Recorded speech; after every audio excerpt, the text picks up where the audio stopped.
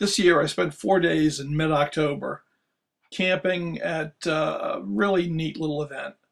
It's the Fort Roberdeau 18th Century Market Fair and Rifle Frolic.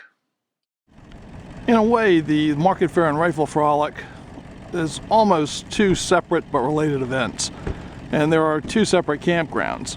This one is up by the rifle range at the Altoona Gun Club. And it allows a time period up to 1840. So from the 18th century through the Mountain Man era. The Rifle Frolic was held on the grounds of the Altoona Gun Club, which is about a half-mile to a mile walk through the woods from the actual fort at Fort Roberdeau. And this event was separate but coordinated with the market fair. And there were a lot of attendees that attended both, or you could just attend the Rifle Frolic or just the market fair. This was a really well set up Rifle Frolic. There were at least half a dozen different kinds of matches that you could shoot in, from chunk guns to aggregates from a rest, aggregates offhand, woods walks, and some specialty shoots, including a 230-yard Tim Murphy shot. So it was really a good time, and it went on all weekend. There were always matches going on, so if you wanted to shoot, you could get plenty of it. There were chunk gun matches, like this one, shooting prone off a wooden block. There was an offhand aggregate, which I competed in. And there were woods walks and just a whole variety of specialty matches. It was really a fun time.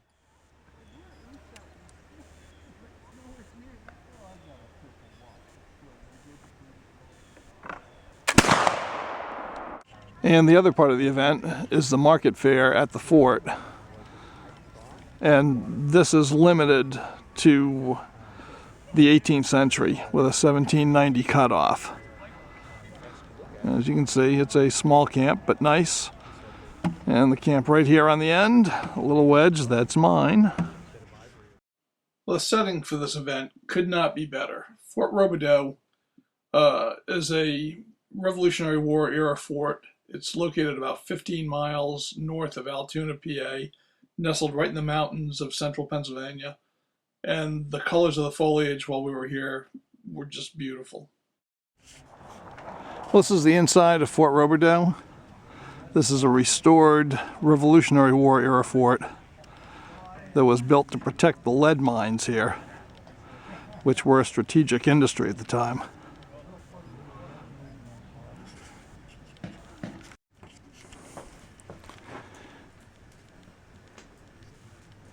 Well, we're inside one of the barracks cabins now, and it's being manned for the weekend.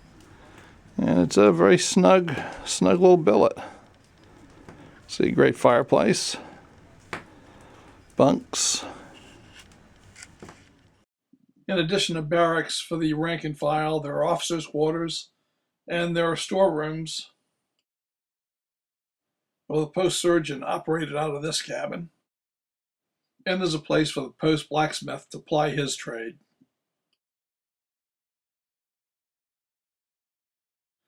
The fort was manned for this event by members of Yeager's Battalion of Rogers Rangers, which is a French and Indian War reenactment unit. However, in honor of the Rev War time period of the fort, they were reenacting Bedford County militia during this event. Make ready for inspection. Take care. Shoulder your firelack. Poise your firelack. Rest upon your arms. The militia put on a few demonstrations, and in one of them, they taught some young visitors to the event their drill. First thing we're going to learn is to the left face. I want you to just stand exactly as you are. I bet you'd like move. to do it. Come on. The left face. One, Do it anyway then. two. It's very easy. It's just two movements.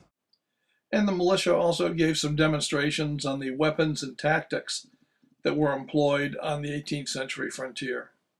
An important piece of information to impart to you about how the weapons that were used by our colonial forebears worked.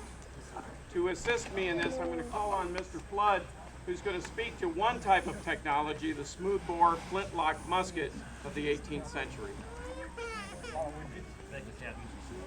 Well, this is a Longland Model 2 1763 Gripe, and it's a smoothbore. The big advantage of this particular weapon over perhaps a rifle is that you can fire it 3 times in 1 minute. During the course of the market fair, there are historical presentations in the fort. Paul Sheriff puts on a presentation that shows the evolution of the American flag from its British antecedents to the stars and stripes that we would recognize today.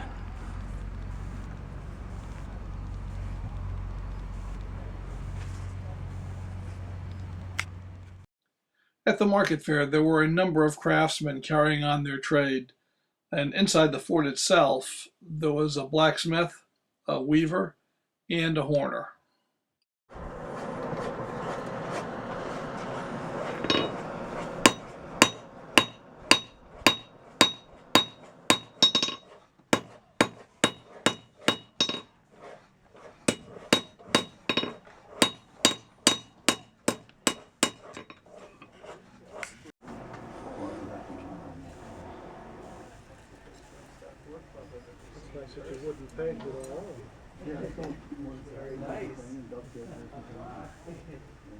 You get 2 different sets of patterns. I've got 3 different motifs here.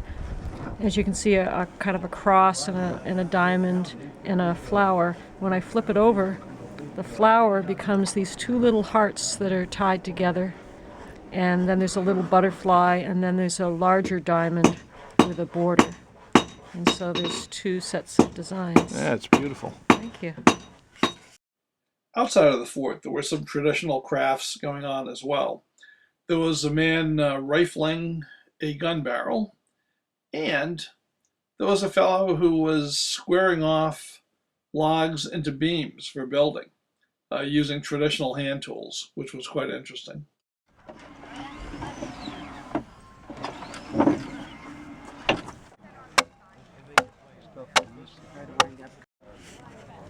Well, the market fair itself has a nice selection of vendors.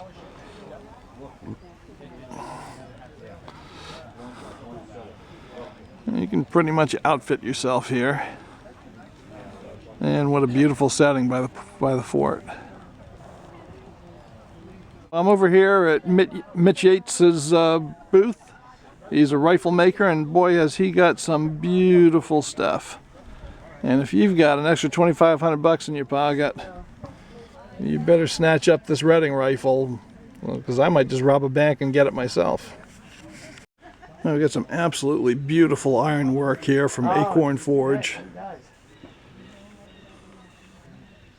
And it's really inexpensive for the quality of, what you're getting.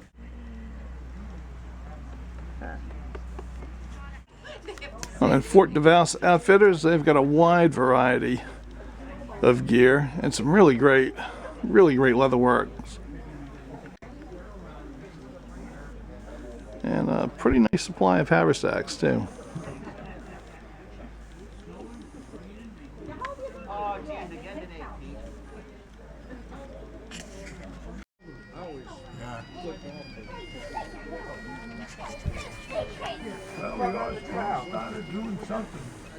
Hey.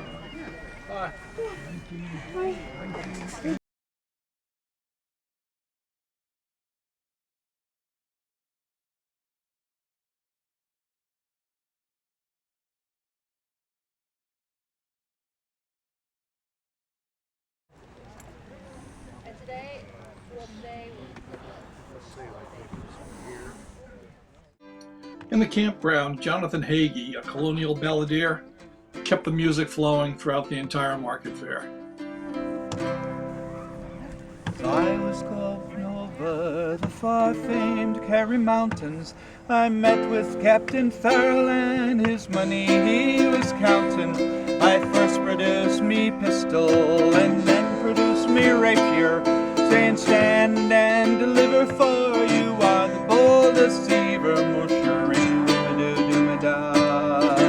Whack for the daddy-o, whack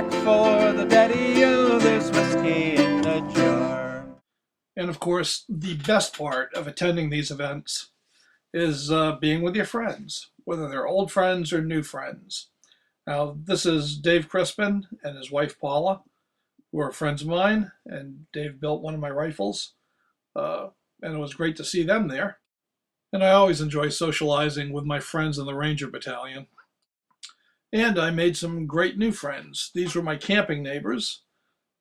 Taking it from the right is John Daigle, then Bill Nash, then Carly and Jim, and a friend of Carly and Jim's whose name, unfortunately, I didn't catch, who was just in for the day.